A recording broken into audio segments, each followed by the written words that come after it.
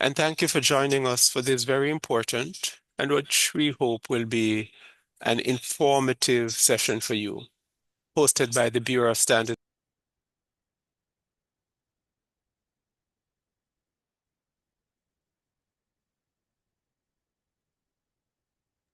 Sir Ellis, we're not hearing you. You're on mute.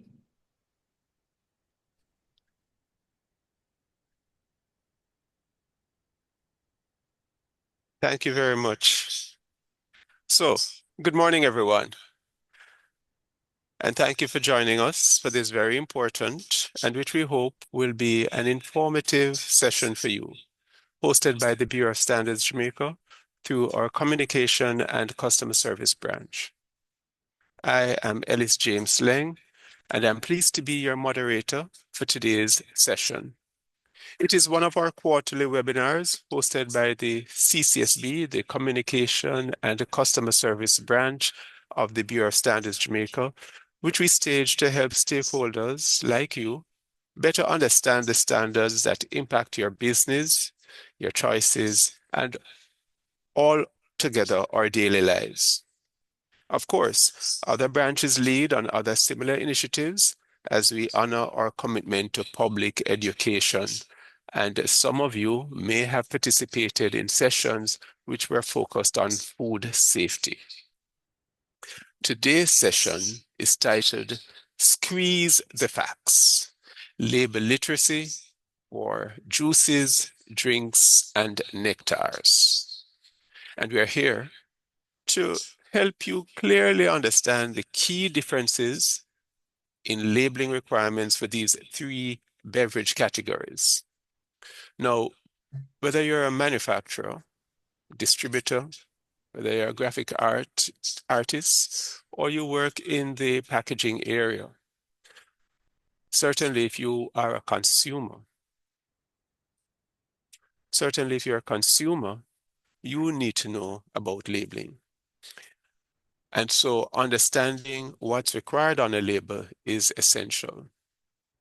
Proper labeling ensures compliance with national standards, protects consumers, and opens doors for trade and market access. Our goal today is to break down the must-know facts, hopefully clear up any confusion, and give you tools that will help you properly identify or label juices, drinks, and nectars.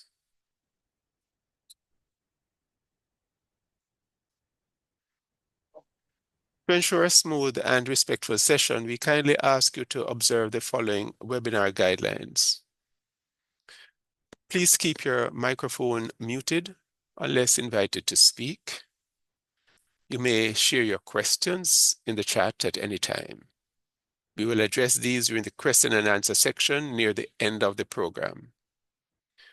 If you wish to speak during the question and answer, please wait until that section to raise your hand or unmute.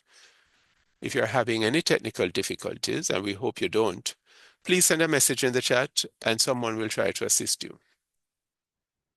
We invite you to silence your phones and avoid disruptions while our presenters are speaking. And of course, keep your ears open. We'll have 2 giveaways during the session based on information from the presentations.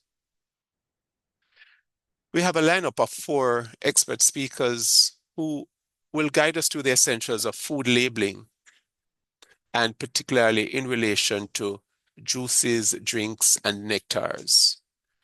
Our team of experts come from our packaging, non-metallic, and furniture branch. Our first presentation today will come from Karumi Huey, and his presentation will cover mandatory requirements for food labels, general requirements, and key compliance areas. This is a foundation of food labeling and will set the stage for the rest of our discussions. Lassell Toller, who is manager of packaging, non-metallic, and furniture, will look at labeling requirements for drinks. Paulette Bailey, analyst, will examine labeling for juices, and Matthew Lee, senior analyst, we'll delve into the specific labeling requirements for nectars. We have invited our colleagues in the standards branch, the chemistry branch, and the microbiology branch to assist us with this technical support when we get to the question and engagement sessions, and they too will participate as become necessary. Now, to get us started, we'll hear from Mr. Lassell Tolo, manager of the packaging, non-metallic, and furniture branch here at the Bureau. He will provide an overview of what label literacy really means and why it's so critical, especially in the food and beverage industry. He will set the stage pretty much for the rest of the presentation. Over to you, Mr. Tolo. Thank you, Ellis, and good morning, team. I'd like to extend a ripe, full, or fresh good morning to you all as we gather here to speak on a very important topic: squeeze the facts, label literacy for juice, drinks, and nectars.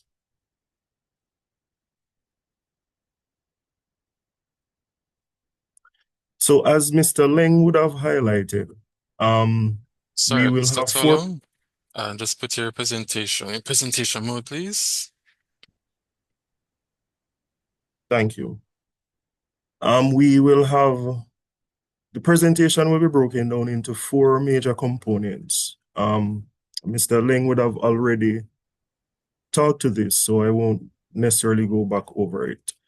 So the expectation from today's session, my colleagues, is that at the end of it, the takeaway would be that we have a clear understanding as relates to this standard in terms of labeling requirements for fruit and vegetable juices, drinks, and nectar. So we are able to distinguish between juice, drink, and nectar, because we would have seen where there are some gray areas when certain labels are carried in to be assessed. And of such, this session gears at addressing those gray areas as best as possible. So we ask for you to be attentive, keep your questions until the end of the presentation, and we will certainly do our best to answer it. And wherever, if ever there's a case we cannot answer your questions, we will certainly note it and provide a formal response to you in the days to come. So gear up, and we now move into the first section of the presentation, which will be done by Mr. Karumi Hue, who is a technician in the packaging, non-metallic, and furniture branch. He has a number of years of experience working in this branch, and he will take you through the general labeling requirements for fruit and vegetable juices and drinks and fruit nectars. Make him welcome. I know we can't see, but can put together some emojis, clap emojis, or raise hand.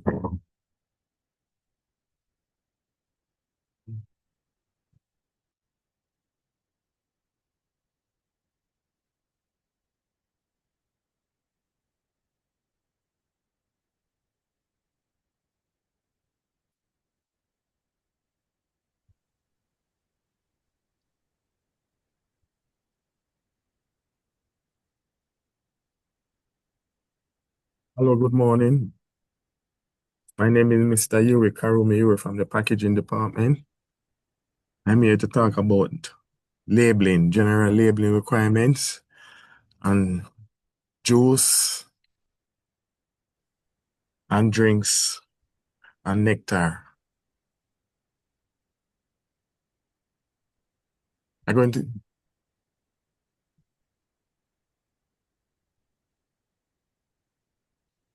Yes. My presentation is on juice, drinks, and nectar. Presentation of information. The statement required to be present on a label must be clear, prominent, and readily legible by the consumer under normal condition of purchase. The information on the label shall be of minimum letter size, height of 1.5 millimeter, in lowercase of O. Basically, the label must be legible and clear and easily readable. By putting a label together, you have to ensure that the label of the information that is presented, and it must be clear and outline what the product is.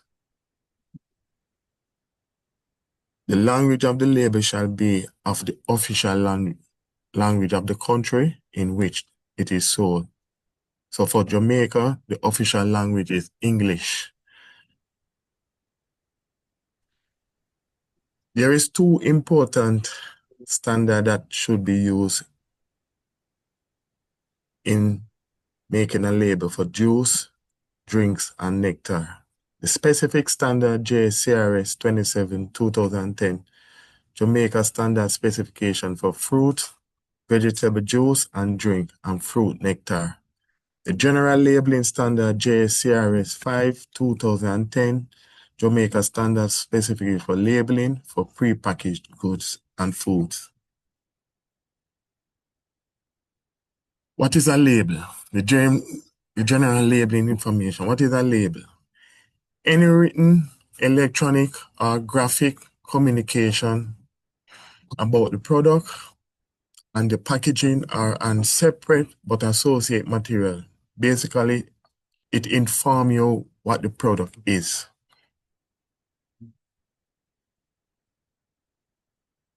Two important information that carry on a label: the principal display panel, or the main panel, or the information panel. The principal display panel, three main things should be there: the brand name, the product name, and the net quantity declaration. And the net quantity declaration should be in metric unit.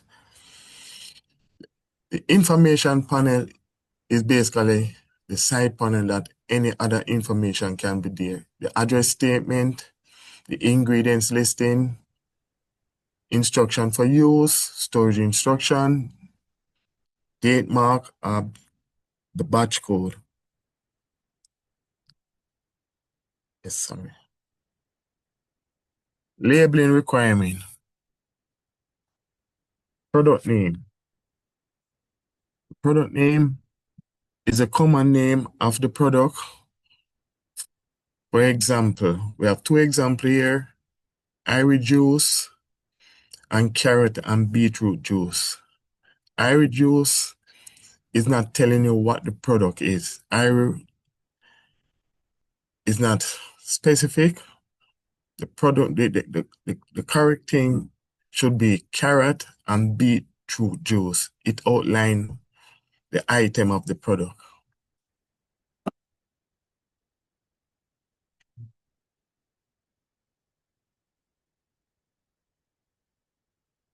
Net quantity declaration. The net quantity declaration. The net content shall be declared in metric system. If the imperial system is used to declare the net content, it shall be stated in conjunction with the metric. Basically, in Jamaica, the metric unit is what we use. If you decide to add any imperial measurement, it have to be in bracket beside of the unit of choice, metric unit. For example, net content 19 fluid ounce will not be used.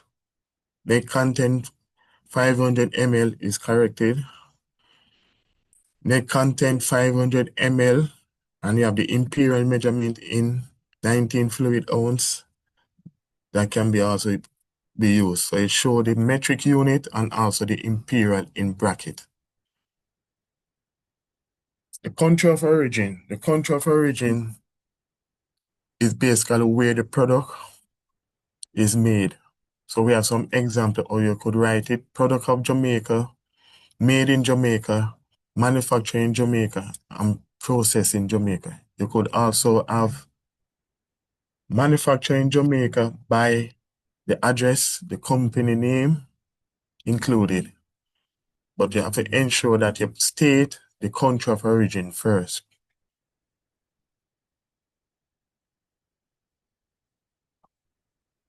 Name and address statement.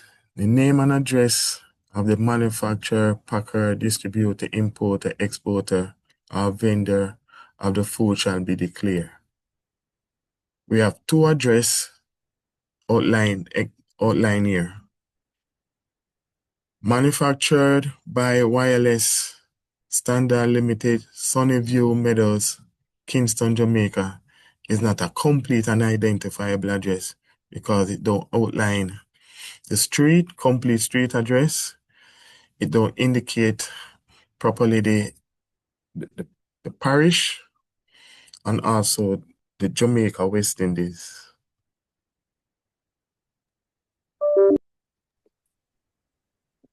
Date mark represent the date that the product can be expired, right? We have to be very careful in outlining the date mark. We have two examples here showed. The best before outline the 26th of September, more specific 2024. We have our next best before Jamaica 2024-09-06 could represent two things. September and June, sorry. So we have to be careful. We have to be specific in outlining the best before date. Batch code. Each container shall emboss or otherwise permanently coded or uncoded to identify the producing factory and the lot. This is done for traceable purpose.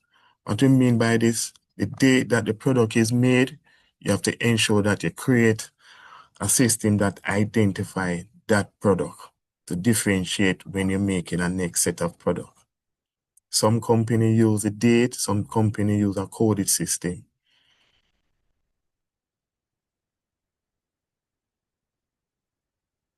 Storage instruction.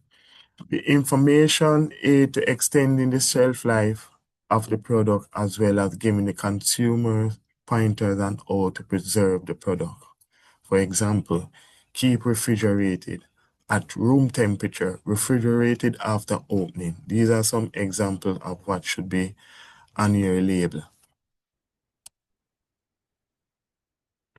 List of ingredients. A list of ingredients shall be declared on the label, except for a single item, for example, honey or coffee. An ingredients listing should be declared from most to less. So when you're making your product, that item that you use first, you would have to indicate that first and gradually the rest of ingredients outlined on the label. If you use preservative, you would have to state it and put in bracket beside of it, preservative.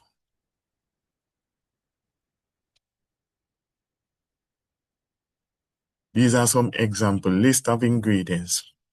Product, pineapple drinks. Ingredients, water, sugar, carrot juice, sodium benzyne. As you look at these examples, you see where they outline ingredients, water, sugar, carrot juice, sodium benzyne, but there is no preservative in bracket to indicate what is the preservative.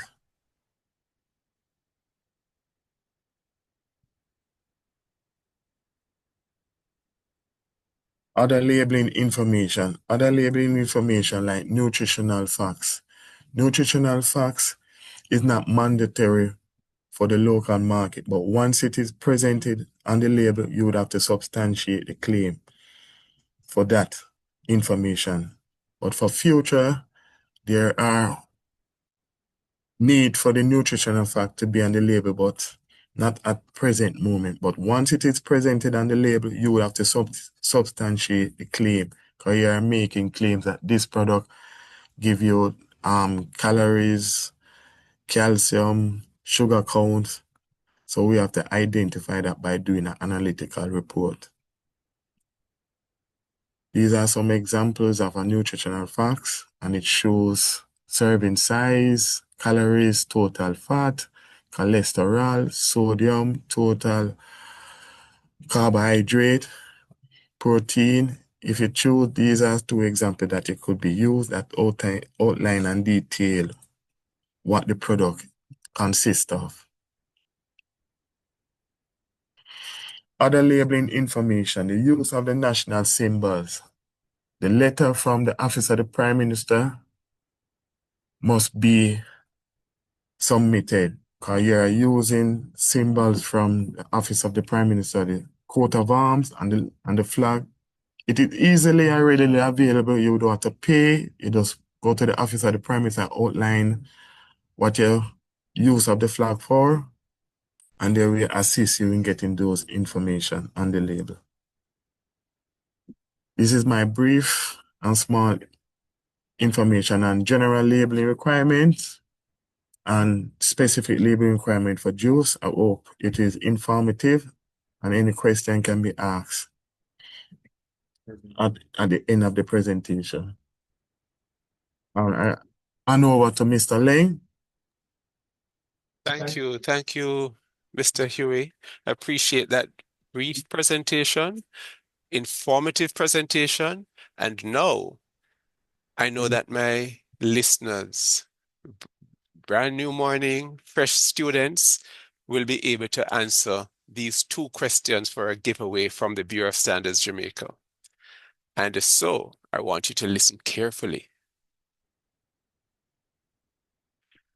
What is the name of the specific standard that addresses juices, drinks, and nectars? That's one part of the question. And the second question is, name two pieces or give two pieces of information that must be present on the principal display panel. We see a raised hand from Damian Thompson. Damian Thompson, you're quickly out of it. So we take Damian first and then Daniel or Daniel. Damian, please unmute. Good morning, everyone. Morning. I'm hoping that I'm correct. I'm hoping that you're correct too. So the relevant standard is JSCRS 27, 2010. And the two information required is the product All right. name and the net content. And that is your response? That is your final response, Damian? Yes. You know, when I said, do you want to be a millionaire? I says this, I want you to give me the name. So you have given me the number of the standard. Oh, Oh, so since you had your opportunity, we're going to move on to Daniel and then we'll come back to you, Damien, if necessary. Let's hear from Daniel Villiers. Hi, good morning. Good morning. Are So you the he, lucky winner today? hopefully, so he Well, did give the correct number, and the name is the Jamaica Standard Specification for fruit and vegetable juices and drink and fruit nectars. And I'm simply going to repeat what he said for the primary label. It is the product name and the net content. And the net thank content should be in metrics. there, man, you learned. Thank you so much, Daniel. We appreciate that response, which is, in fact, the correct response. We thank you very much for that. We will speak with you at the end or during the course of this presentation to arrange for the presentation for you. Thank you so very much. So, Tashari and Juanita, thank you for having raised your hands, but Danielle went ahead and she won. So thank you very much listening. So now that we have had that little bit of relearning or just kind of getting that information in, we are going to return to Mr. Lascelles Tolo, who spoke to us earlier. He will take us through the specific labeling requirements for drinks. This will help you understand what qualifies as a drink and how it must be represented on your label. Mr. Tolo, back over to you. Thank you, Sir Ling. And I see that we have some A-class students, and we're feeling proud as the teachers here. Are you seeing my presentation still? All right. So we thank Mr. Yue for such an informative presentation. So what we have to bear in mind is that what Mr. Yue would have mentioned, it speaks to the requirements, whether it's juice, drink, or nectar.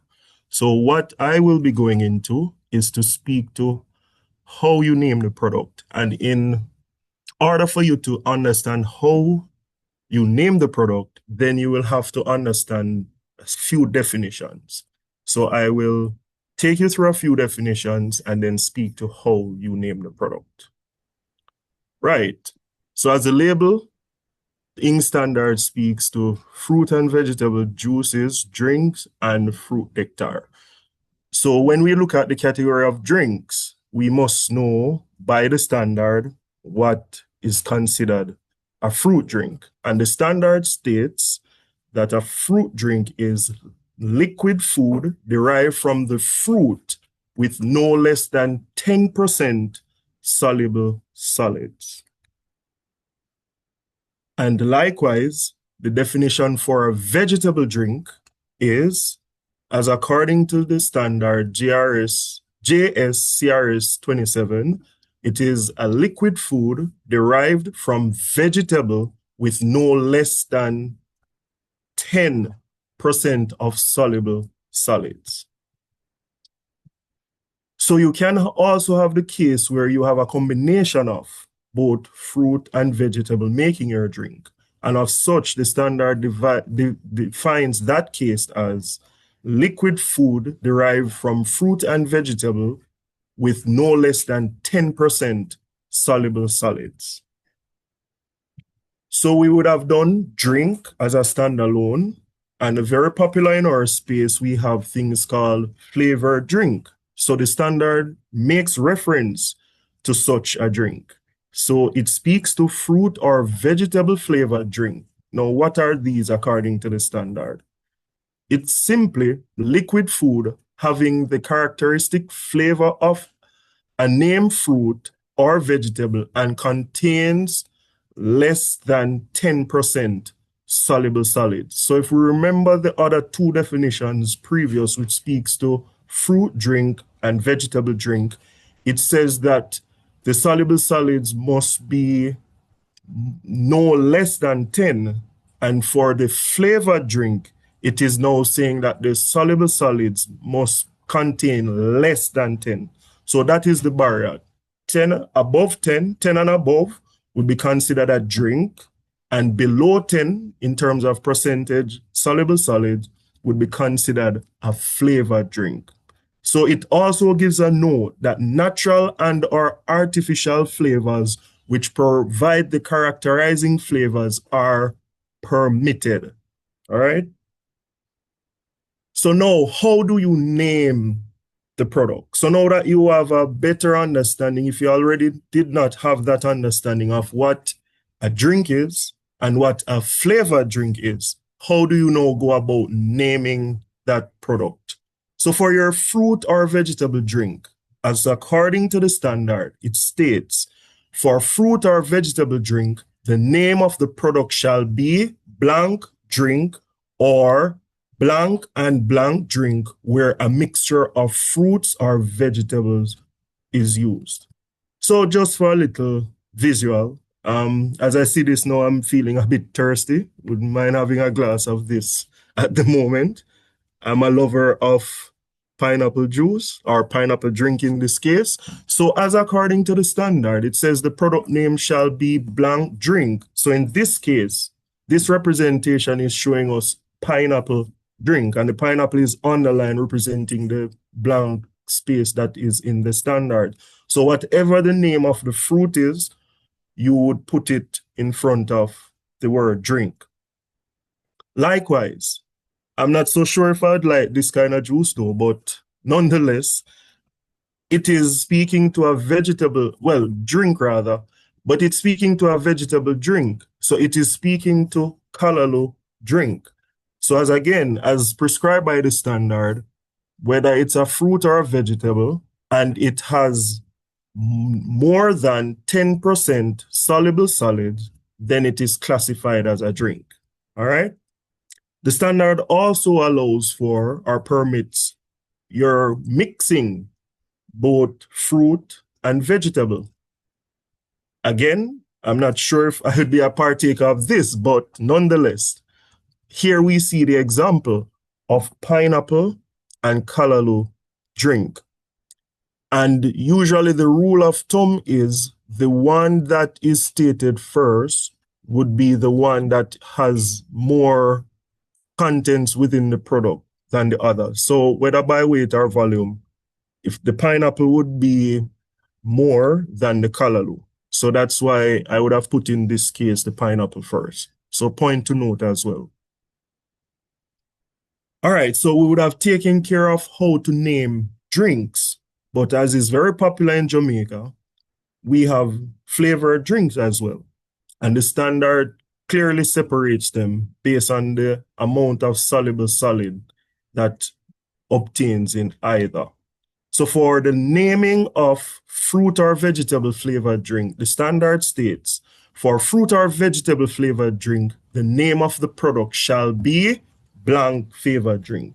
So for instance, if I were to have I'm talking at home now, I make my sugar and water, a tall glass of sugar and water, but I'm saying, all right, I don't so much feel for sugar and water alone. Let me now get a little, maybe a strawberry flavored Kool-Aid or something like that, and I top an amount in it. As according to the standard, that is really strawberry flavored drink. And it will taste different than from the sugar and water, and I will have my strawberry in it. So at the end of the day, I would have just been successful in making strawberry flavored drink. There are many common, or a few common flavored drink on the market. And we all are aware of them. We're not advertising, so I won't really speak to any specific one, but just so you have an idea of how you would name it. So at that time, the name of it would be strawberry flavored drink. Likewise, if you were to do the same thing with, say, mango, if you were to do the same thing from a vegetable perspective, a very uncommon one, maybe say lettuce, you might, whatever the benefits of lettuce are, might feel that you make your sugar and water and you want to put some of that lettuce in it. However, you would have extracted that juice, whether naturally or artificially. You add an amount to your sugar and water. You have just been successful in making lettuce flavored drink.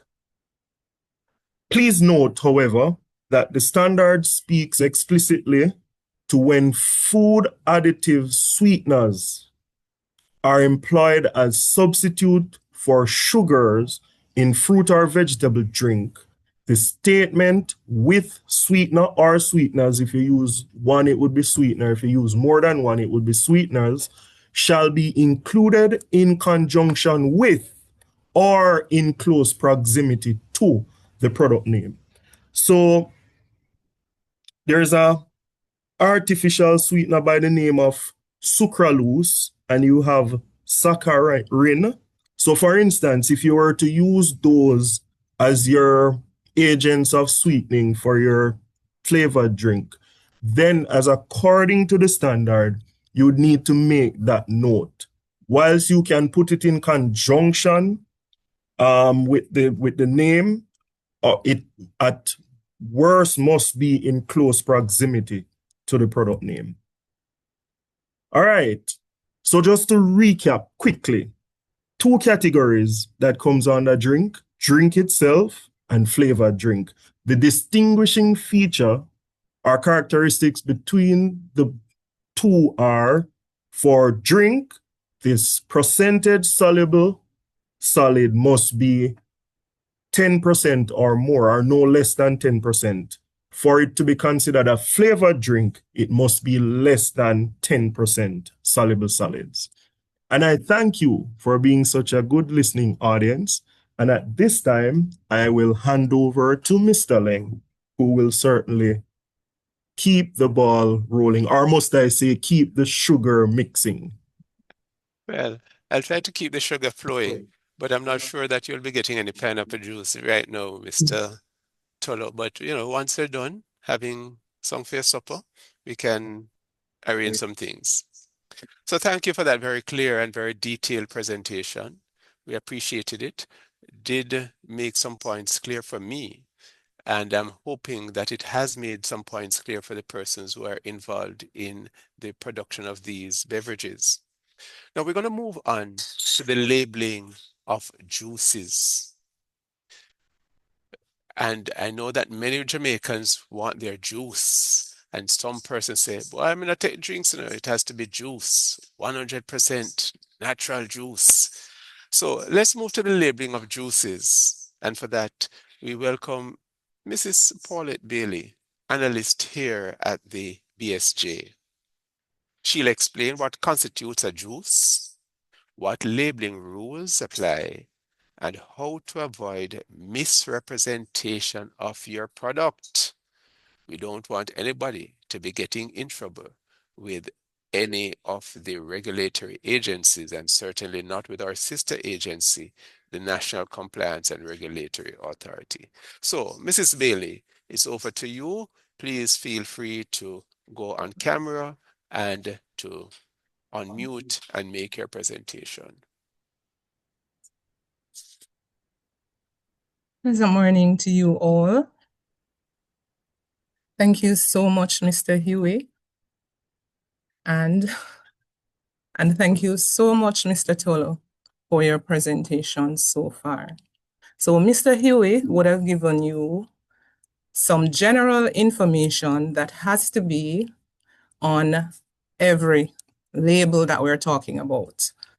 And Mr. Tolo would have delved in specifically in how you're to name a juice or a drink or a flavored drink. Now, I will be speaking to you about how to name a juice product. And I'm very sure that you have questions. You have many questions with this, and I really hope that I can answer most of them. All right. Those that I probably don't answer after this, I will take those questions. So to begin,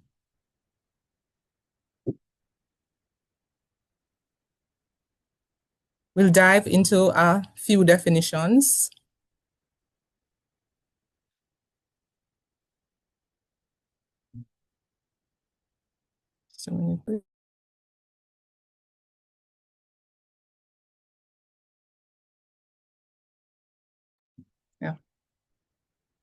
So to begin, we'll have a few definitions that will be very important for you to understand what I'm saying. And I'll be speaking about juice in general. Then I'll delve into concentrated juice, and I will give you some information on purees, and then we will delve into how we name the products. I'll also speak to you about some labeling rules that are specific to juice from concentrates, and then we'll talk about some additives, which probably is like sugar thereabout, and how you represent the product whenever anything else is added.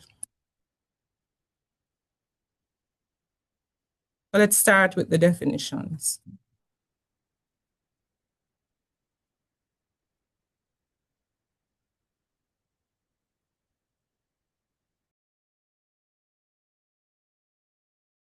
Miss Bailey, you're muted and the presentation isn't moving.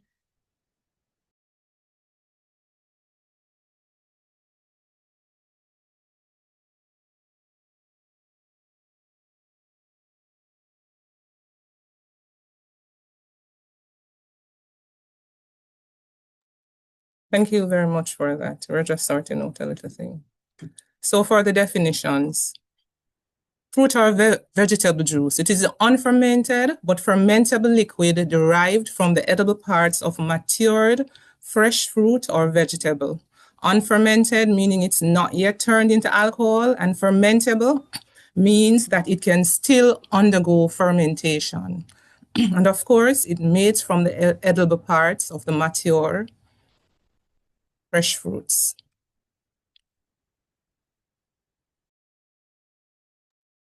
We have what you call a single juice. This is the juice obtained from only one kind of fruit or vegetable. And you have mixed juice obtained by blending two or more of these juices, or purees from different kinds of fruits or vegetables.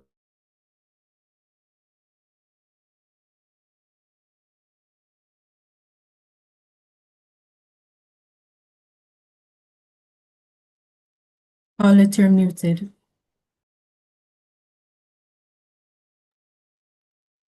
This is a juice made from fruit or vegetables where water has been physically removed, increasing the Brix level to at least 50% higher than that of reconstituted juice from the same source.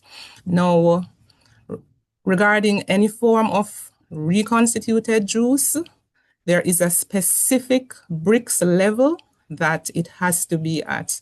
We have a table in our standard, it's called Annex B. If you look in that annex, you will see the specific values for the various juices. Reconstituted, of course, from concentrate. This is a product prepared by adding potable water and other permitted ingredients to a concentrated fruit or vegetable juice. And of course, you have a definition right there for potable water.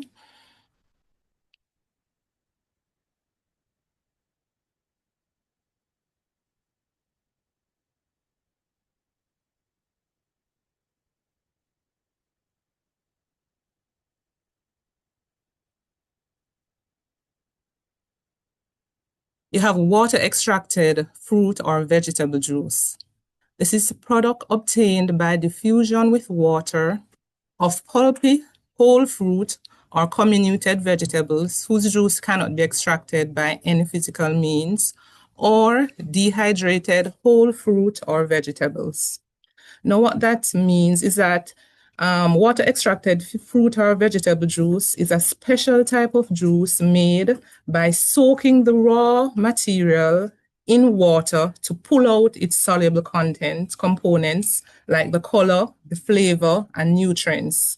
Because, of course, the physical juicing methods like pressing or squeezing won't work effectively.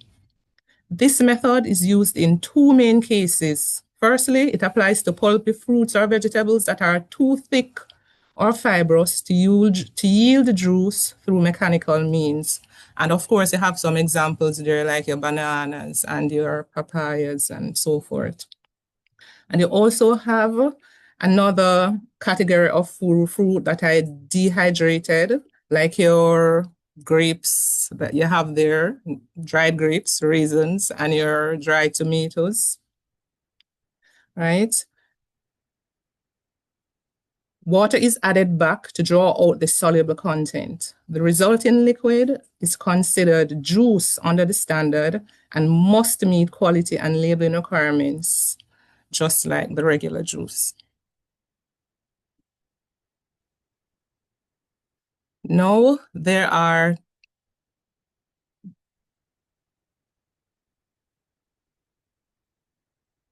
two ways that you can represent a juice.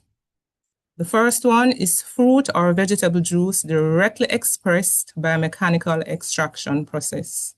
And the second is fruit or vegetable juice from concentrate by the process of reconstituting with potable water.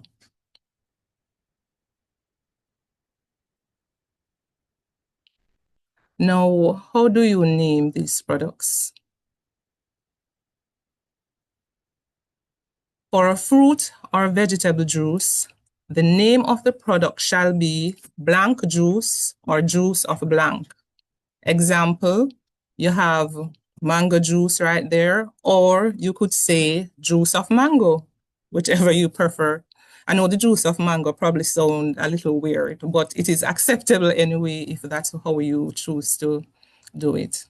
And then for concentrated fruit or vegetable juice, the name of the product shall be concentrated blank juice or blank juice of concentrate. Again, you have your example, concentrated apple juice or apple juice concentrate. We're going back now into some definitions here. Fruit puree. Unfermented but fermentable product obtained by suitable processes, such as by sieving, grinding, or milling the edible part of the whole or peel fruit without removing the juice. And we also have the concentrated fruit puree, which is for use in the manufacture of fruit juice and nectars.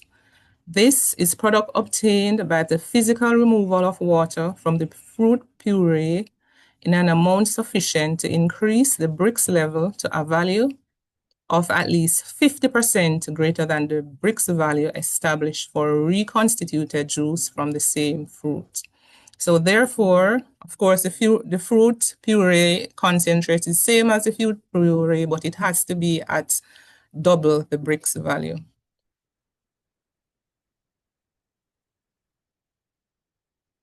So here now we're back to naming the product, water extracted juice. This has to be named in a way that the consumer is very clear on what they're purchasing. So the name of the product shall be water extracted blank juice or water extracted juice of blank. Example we have over there, water extracted hibiscus juice or water extracted juice of hibiscus. And for puree, the name of the product shall be blank puree or puree of blank. Over there we have the example, pumpkin puree or puree of pumpkin. For concentrated puree, the name of the product shall be concentrated blank puree or blank puree concentrate. An example again, concentrated peach puree concentrates, all right?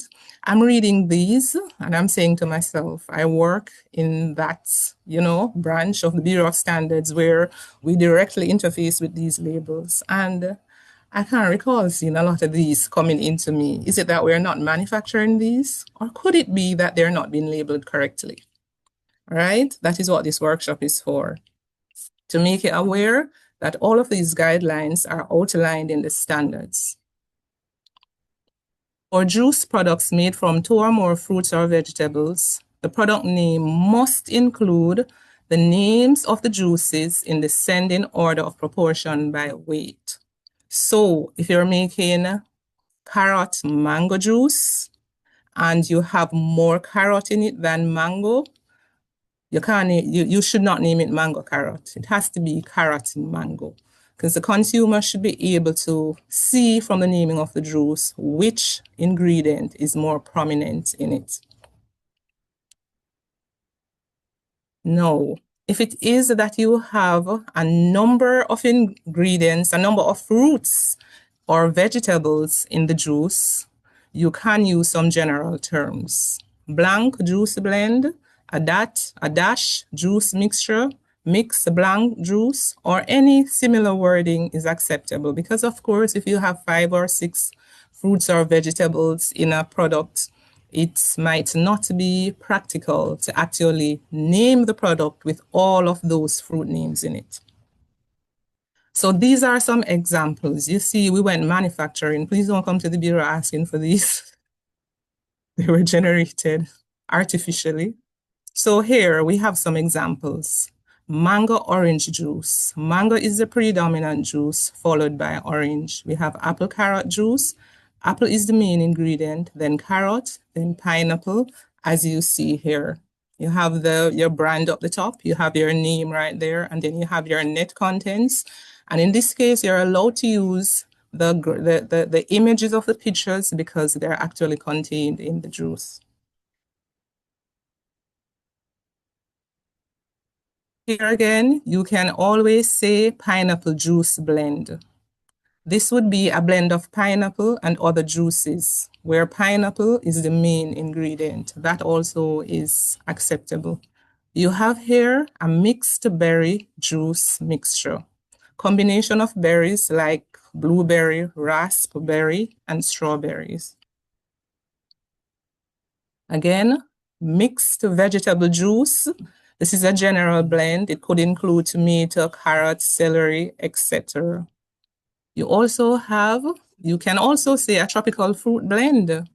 Mango, passion fruit, and guava, mango being, of course, the main one you could have, yeah. And then if you are naming a juice now, in order of proportion by weight, and you have spinach, your celery, your cucumber juice, of course, you know that spinach would be the most dominant ingredient and cucumber would be the least. Now, just some additional information for juice from concentrates. If a fruit or vegetable juice is made using concentrated juice plus water or a mix of concentrated and fresh juice, then the label must say from concentrate or reconstituted. So once concentrate is involved, any at all, even though it may be mixed with other types of juice, it has to be declared on the label. Right here again, you have this nice bottle of juice from company XYZ, and you can clearly see the words from concentrate. It's not hidden at the bottom.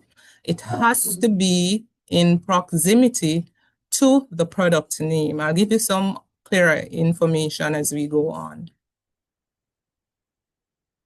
How it should be placed. The from concentrate should be placed next to or near the product name. It should be clearly visible, not hidden in small print. And the text must be at least half the size of the product name. So just in case you don't know what clear is, the standard gives specific, at least half the size of the product name. So this doesn't allow you to make the product name very large and then the from concentrate very small, at least half the size. For concentrated products to be reconstituted before consumption, there must be clear directions for reconstitution on a volume-to-volume basis with water to the applicable Brix value as specified in Annex B for reconstituted juice. Again, you have that annex that gives you the value for reconstituted juice. Now, if it is that you are going to sell a juice, concentrated products, and water has to be added to it, you have to give those instructions. They have to be clear. And after the water is added, it should come to the Brix value of that juice that is stated in Annex B. So if the Brix value is 7.5, and when the consumer dilutes the juice according to your instruction, that juice that is diluted should come to the 7.5. Just an example.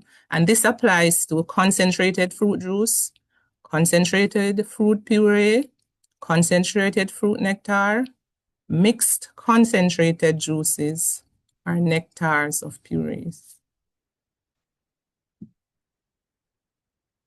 Sugars in fruit and vegetable juices. No, yes. You are allowed to put some amount of sugar in your fruit and vegetable juices. And that is specific according to the standard. Sugars with less than 2% moisture as defined in this standard. So of course, that's probably a standard that you will need if you're manufacturing juice. And examples of these sugars, you see right here, sucrose, dextrose, anhydrous, glucose, fructose. Those sugars are allowed to be placed in your fruit and vegetable juices.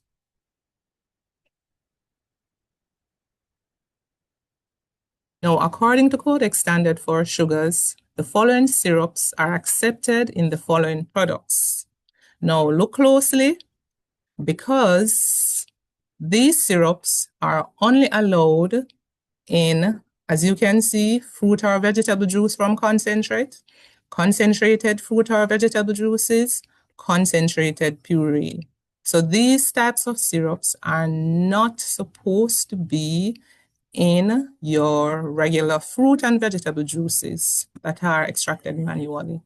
These are only allowed in fruit and vegetable juices from concentrates or that are concentrated, and also nectars, but you'll hear more about that later. No.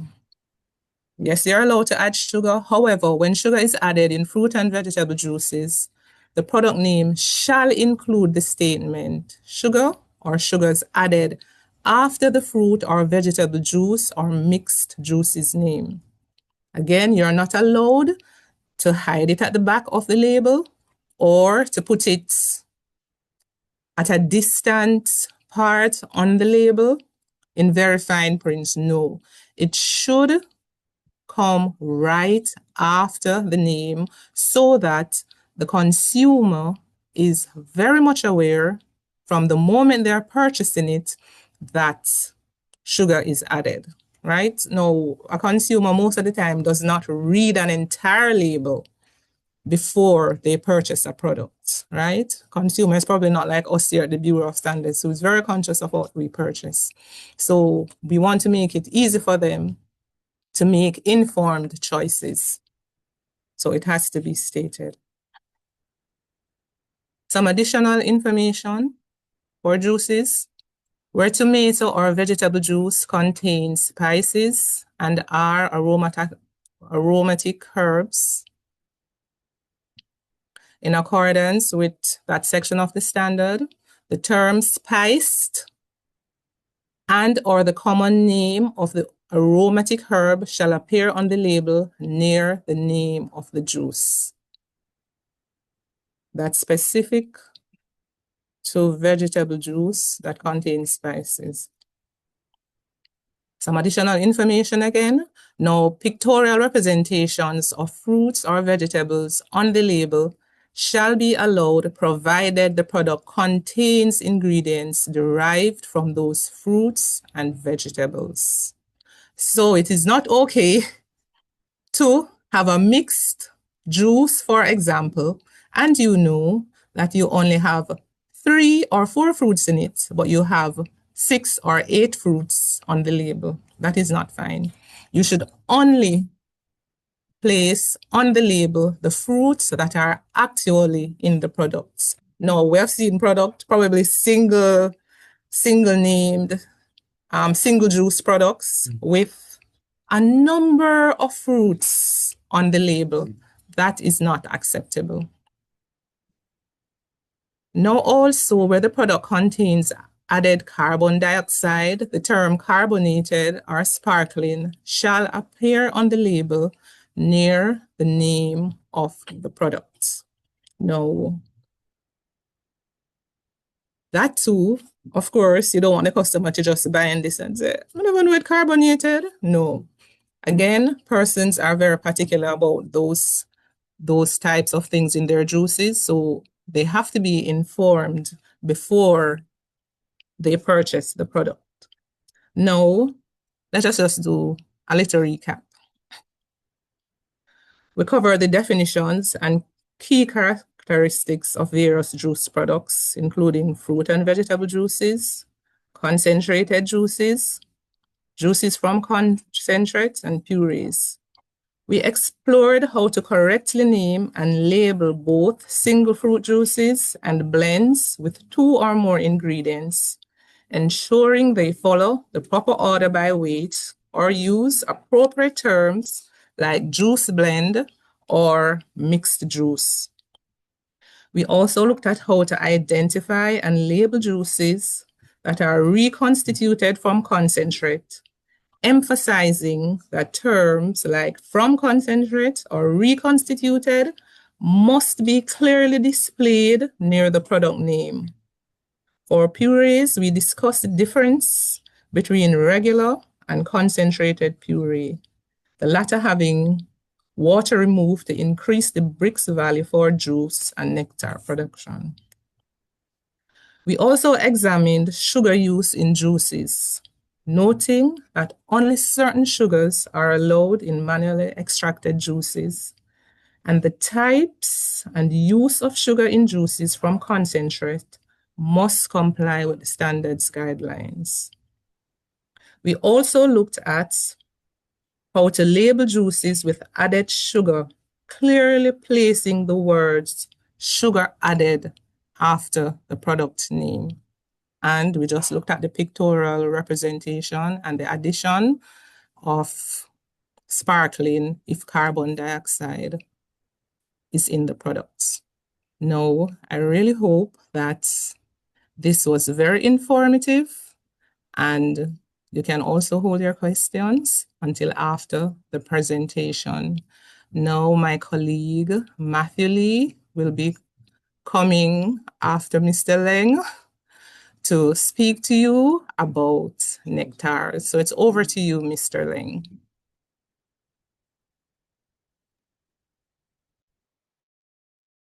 Thank you, Mrs. Bailey. Quite a lot of food for thought, or should I say juice for thought. Quite a bit of information here.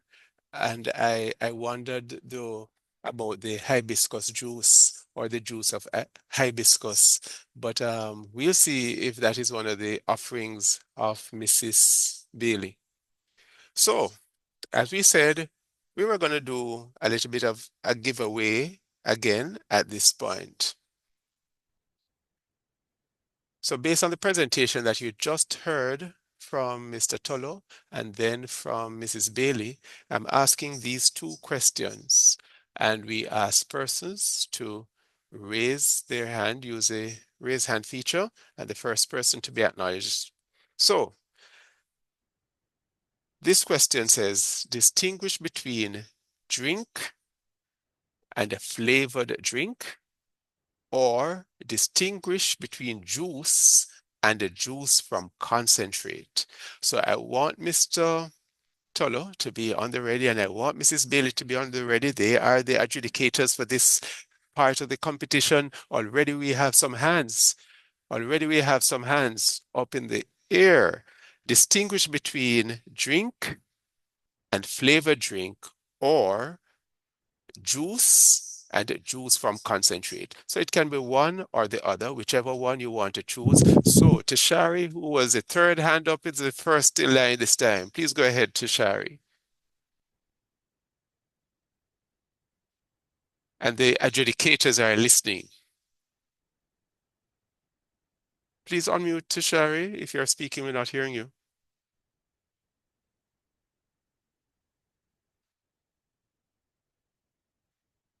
Tashari?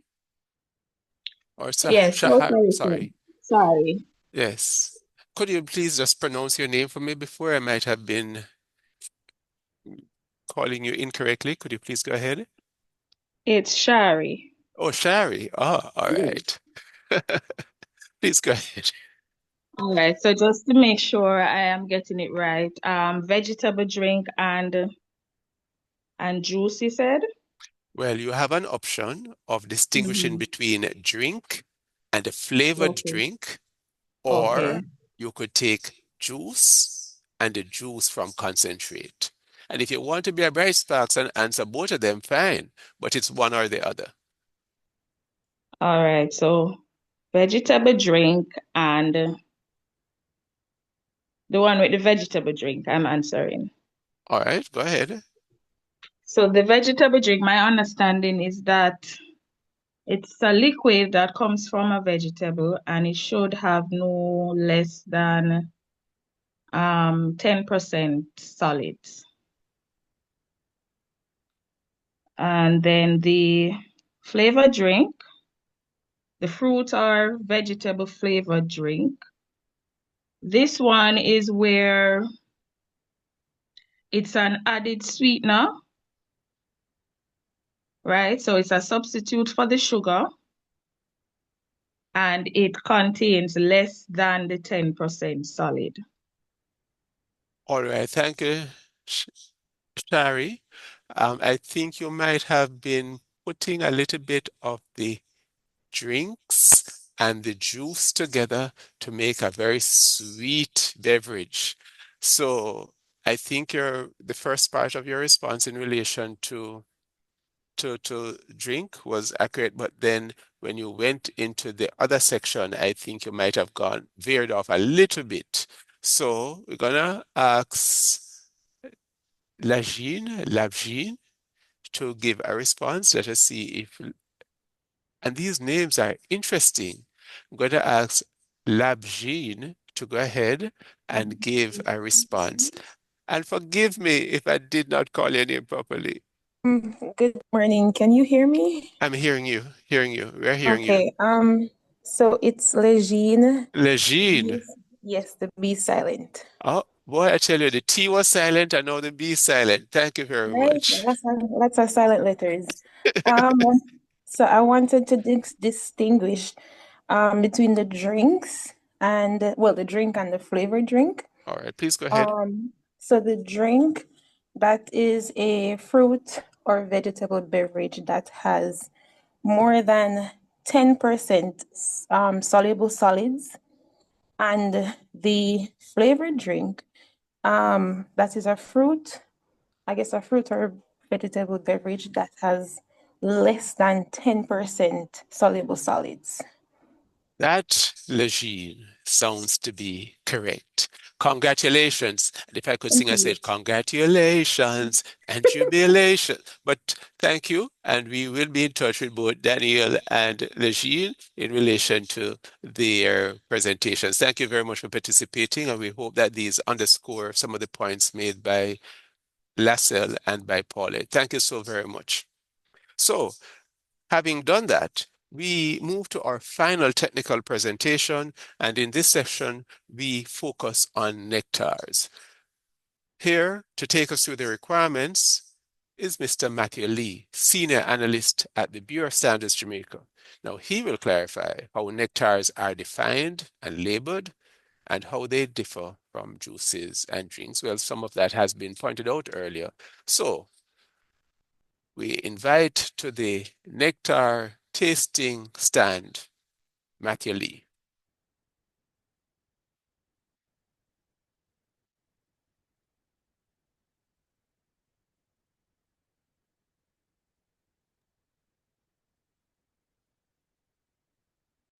Sure.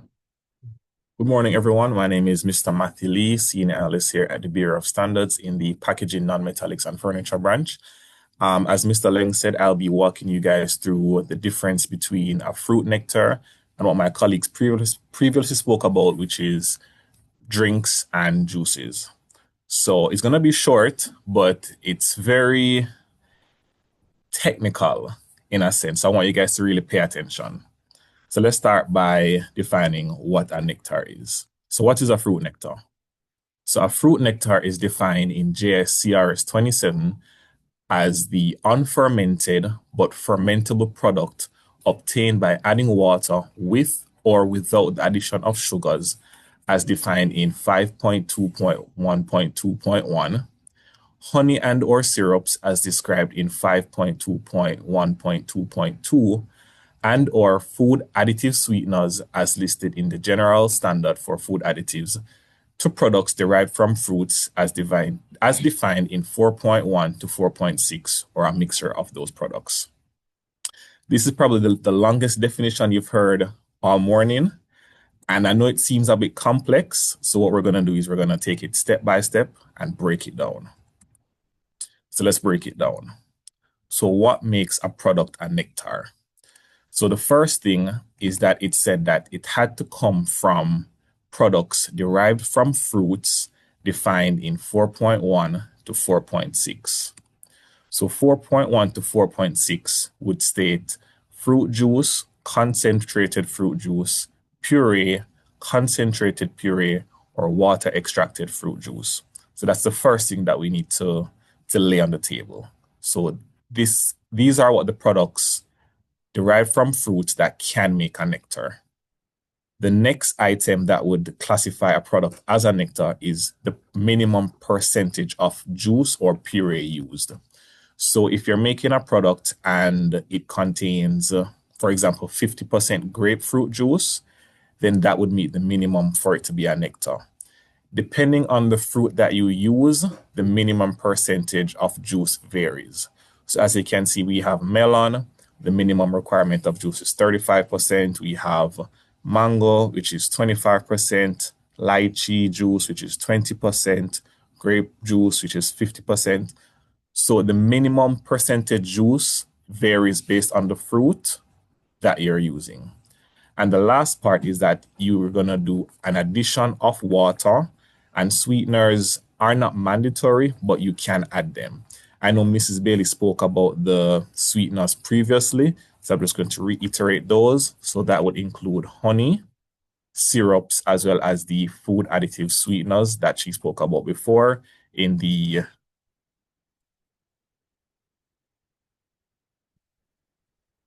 general standard for food additives. Sorry about that. So those three concepts are what make something a fruit nectar. So let's go back through it. So to make a fruit nectar, it has to come from one of these items. So fruit juice, concentrated fruit juice, puree, concentrated puree, or water extracted fruit juice. The second thing we need to remember is that it needs to meet the minimum percentage of juice or puree used. And that varies based on the fruit that you're using to make the nectar. And you can make reference to a table in the standard in Annex B that lists a plethora of fruits and the minimum percentage of juice needed for it to meet the requirement of a nectar. And lastly, the addition of water with or without sweeteners. So if you're a person that likes to keep stuff natural, you can just add your water, you can add your honey. You don't need to add any artificial sweeteners. But if you're someone who's more on the sweet side and you want to add a little more razzle dazzle, you can add your sweeteners. So how do we label a fruit nectar? So the name of the product shall be dash nectar or nectar of dash, meaning you would use the name of the fruit that you're using in the nectar. So if you're using mango, it would be mango nectar or nectar of mango.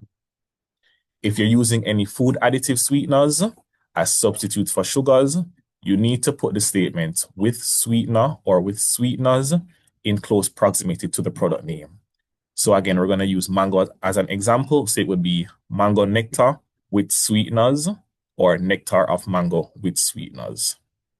Additionally, the declaration of the juice content percentage needs to be stated on the label as well. And we know that the percentage juice, the minimum percentage juice used is what defines a product as a nectar. So we need to state that percentage as well on the label in close proximity. I know many persons may have seen some items on the market and it says contains dash percentage juice somewhere on the principal display panel. That's the declaration that they're referring to. All right. So that's the end of Nectars. It's nice and short and spicy.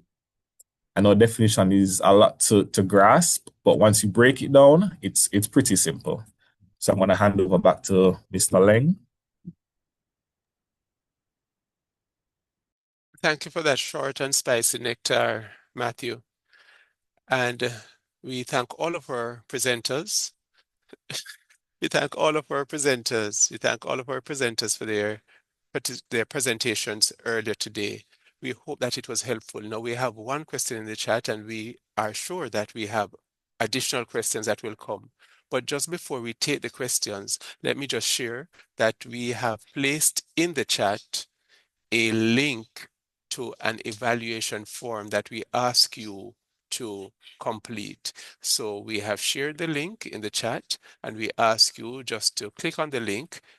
The link is safe, and respond to our questions there as we make an assessment of our communication and our presentation here this morning. Additionally, persons who might be interested in the standards can purchase the standards through the Technical Information Center of the Bureau of Standards Jamaica.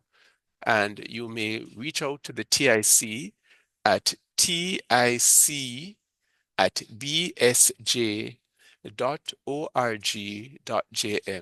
The information has been shared in the The information has been shared in the chat as well.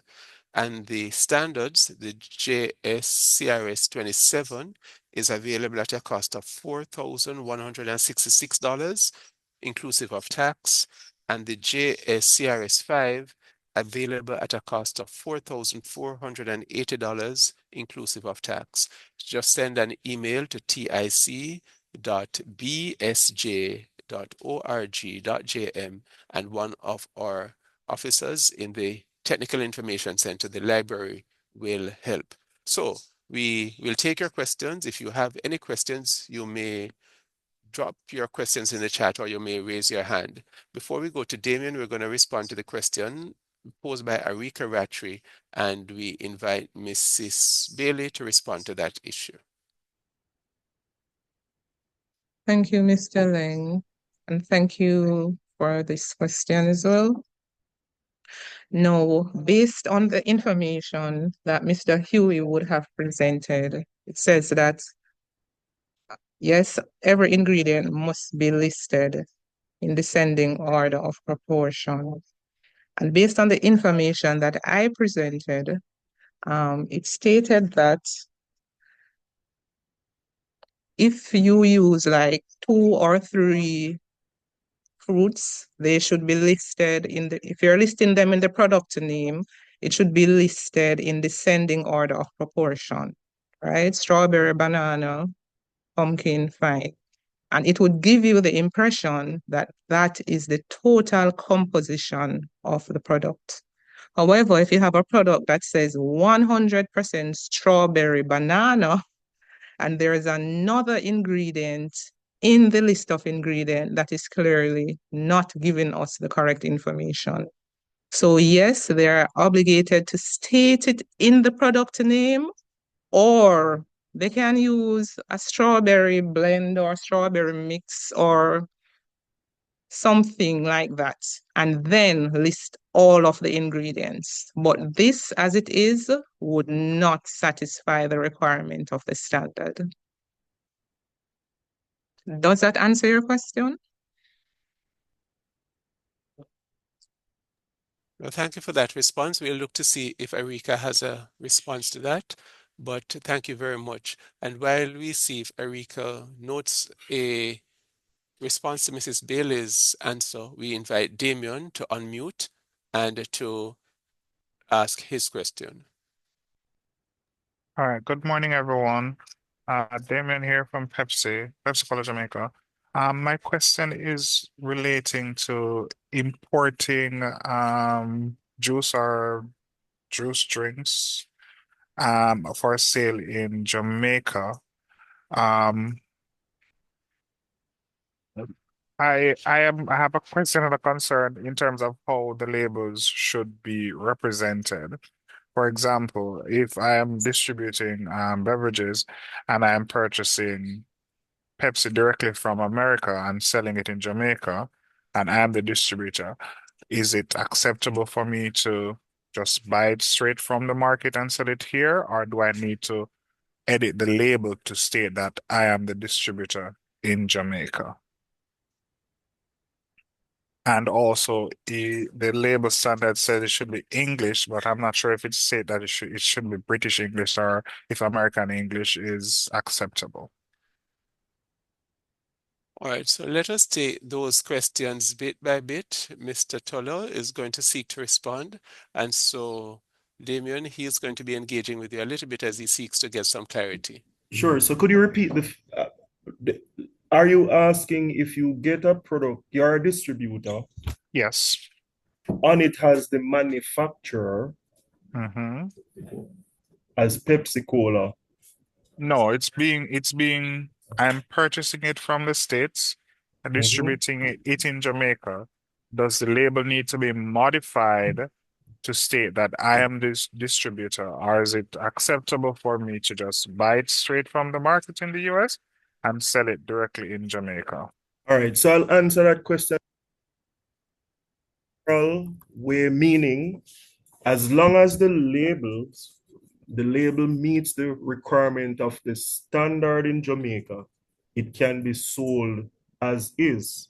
So one of the requirement of the general labeling requirement states that manufacturer name, it has a plethora of options under that category. It can be manufactured by, distributed by, imported by, packed by, bottled by, and the address, the subsequent following address to that. So key to note, and I don't want to say a blanket yes or a blanket no. If it meets all the requirements of the labeling standard applicable to that product, then it would be fine. If it does not meet the labeling requirement, then the changes would need to be made accordingly. All right, let me ask the question a different way. Do the labels need to indicate both the manufacturer and the distributor? The standard requires one. So that's why I said it gives Okay. a plethora of options, which speaks to manufactured by slash, meaning or, distributed by, or, imported by, or, packaged by, or, bottled by.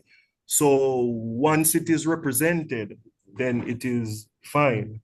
We don't tell you which one to represent.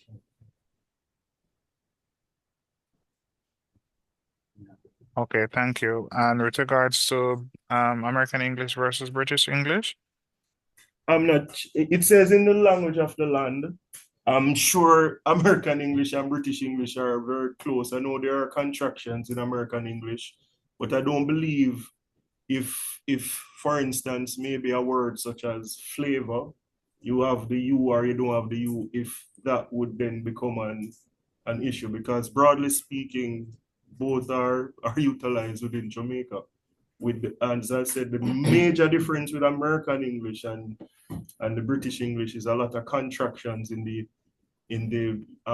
American English, and they tend to have their words being spelled shorter. So like the U's are left out of like color, flavor, and those kind of stuff. Okay, thank you. Can I just add to that something that you said? We do not have a category for juice drink, right? So please restrict it to what the standard says. Flavored drink, drink, juice, juice from concentrates, right? So, but we do not have a juice drink, a category for that. Noted. Thank you, Damien. Are there any other questions? Thank you, panelists, for your responses. Are there other questions?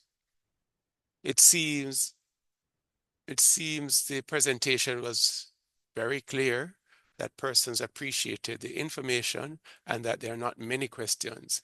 So at this time, we just do another call. Do you have any questions? Is there a question in the chat? I have shared the names of the standards and how we can access them, and I've also reshared the evaluation link. But we see Carol Robinson raise. All right, so let me see. While we see, oh, Matthew has a question, and while we seek to, and well, he has raised his hand, so we take Carol Robinson first, and then we'll go to Matthew Fitzgerald. Hello, good morning. Are you hearing me? Hearing you clearly, Carol. Thank you so much for joining us. Please go ahead with your question. Good morning to everyone. My question is, some of these definitions were a little lengthy. I'm wondering if we'll be able to retrieve the slides after this session is over. Well, the presentation is going to be, the recording is going to be uploaded to our website and to the YouTube channel. Also, the standard, the information is available in the standard, and for those persons who are actually in the business of manufacturing and distributing, really should be guided by the standard. The standard is what helps you to get the information consistent and correct every time. The standard does speak to quite a bit of details that may be helpful to you in a very broad terms once you're doing any of these products, and we do encourage review. The standards can be reviewed here at the Technical Information Center, 6 Winchester Road. We are open to the public between 8:30 to 4:30. But of course, we also do facilitate the option of purchase, this purchasing the standard, and that's available. The prices were shared in the chat as well. Okay, thank you. You are most welcome, Carol. And we had a question from Matthew. He says, I've never seen water extracted fruit juice on labels here before. For a juice or drink made from soil, for example, where we boil soil to extract the juice, traditionally, would the label be required to state water extracted fruit juice? Who will take that question? And so one of our panelists now will go ahead and All right. So for that, Matthew, we understand how we make it traditionally at home, and definitely how we make it traditionally at home would require that kind of labeling. But the absolute truth is, in terms of the mass manufacturing process, there are ways to extract it that would not require it to be stated as such. So that would be my response to it. If it is extracted the way that we do it at home with the boiling water, then it would be required to be named that way. If it is extracted another way, then it would be fine. All right? I'm sorry, could you repeat that, Mr. Tolo? I was reading the question to get some context. So if it is so the simple answer to it is, if it is extracted the way that we would do it at our homes for the most part, then it would be required to be have the water extracted in the naming. If it is extracted another way, mechanically, which is not the water extraction method, then it would not be required to be named that way. does that help you, Danielle?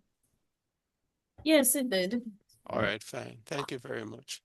Again, we thank all of the persons who have participated, and we reiterate that we do value your feedback. The evaluation doesn't just speak to today's session, but it also asks for you to make recommendations about sessions that you would like for us to host. And as we said at the start, we do these quarterly.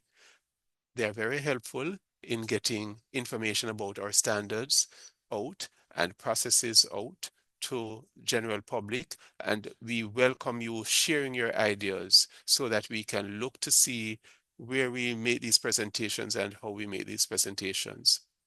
So again, I encourage all persons to continue to just complete the form. And we have Mr. Tolo, who is now going to raise another issue. Just to speak to the juice drink. So Mrs. Bailey would have mentioned that the standard makes no reference of a category juice drink. And if you look at all the applicable definitions, you can understand that the minute you were to attempt to call something juice drink, then it would fall in a category that does not include juice for the most part. So the standard is very clear as to what is a juice from concentrate, what is a drink, and what is a flavored drink. It does not give the flexibility of coining both to say juice drink or drink juice. The minute you get into that realm, then you're really tending towards drink rather. Just a general statement, but of course it would have to be looked at case by case. But just generally speaking, the minute you have the need to name it juice drink, then you're tending towards drink than juice. Just a rule of thumb. I'll just like to add to what Mr. Tola said. So there is a table, Annex B. It gives the bricks level for juice from concentrate, right? So if you really analyze that, you probably will see that you don't need a juice drink because those bricks levels are not exceptionally high. So I would really and truly encourage you to look at those bricks level when you are manufacturing your products so you can know how to name it. And of course, you know, if it's a juice, then there are certain sugars that are acceptable, right? And so you may need that codex standard as well. We have it here, so you can always come and purchase it. But just pay attention to the bricks level, and you will see that you'll be more comfortable in naming your products. Because I've seen products with very high juice content, 50, 60, and based on the standard, you still name it a drink.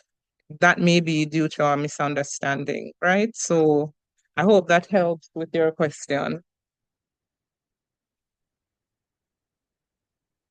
Thank you, Paulette. And we take Triana's question. What's the consequence of putting to market a product that does not meet the requirements?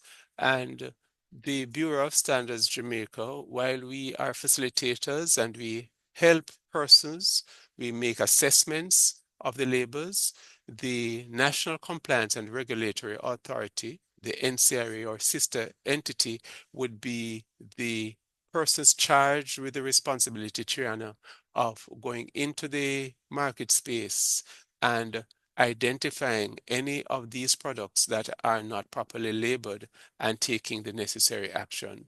Now, the products could be dependent on the situation. There could be a matter of rehabilitation where the products can be withdrawn and they do relabeling, or the products may be destroyed.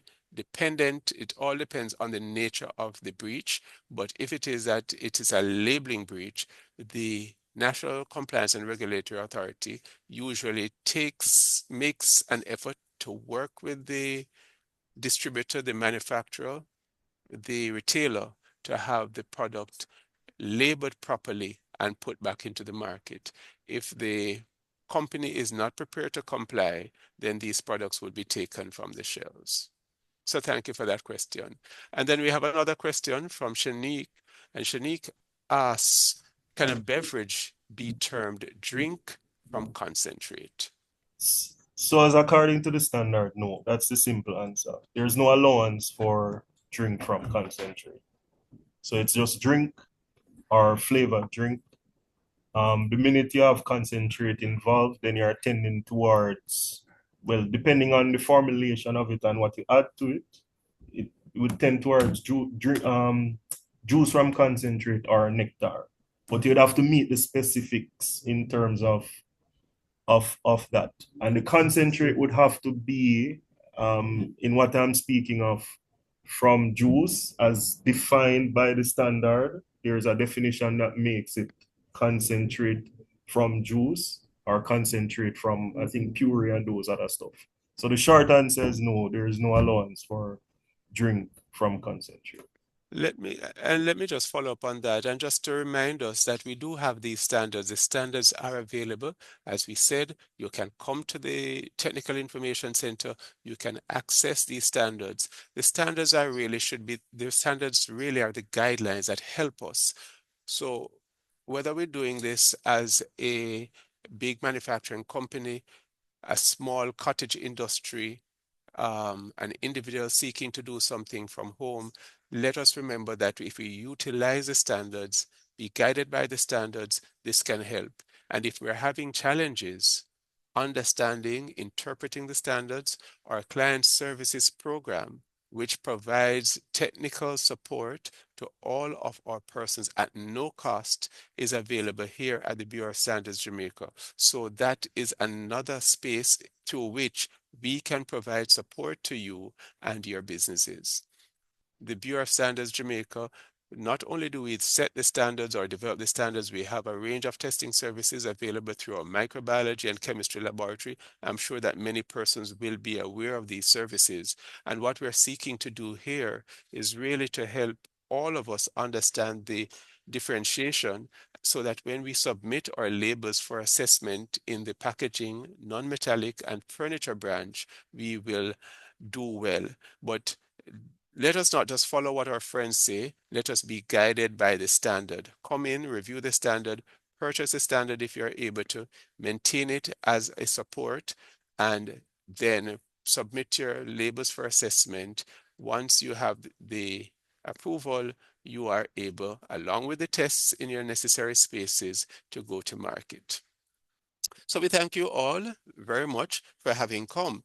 Thank you for the excellent questions and for the engagement. Thank you for those who participated. We will be in touch with our participants, Daniel and Shari, and we will outline to you after the presentation how to make contact with us. We have your contact details having registered with us, and we will be in touch via email and telephone call. Before we close, again, I do encourage you to complete our quick feedback form. Thanks to those persons who have already participated. Thank you very much. Your insights are important to us and will help us improve the delivery and value of future sessions. Additionally, we get recommendations from you so we can find new presentations to make to you.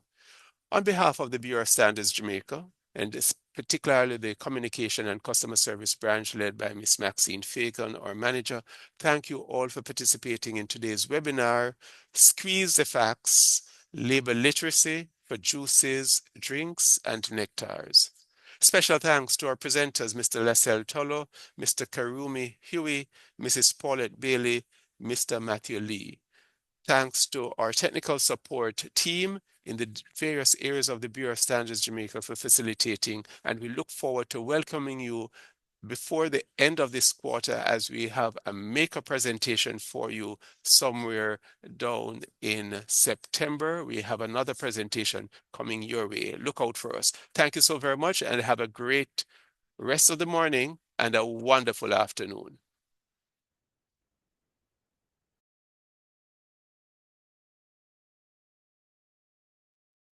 Thank you.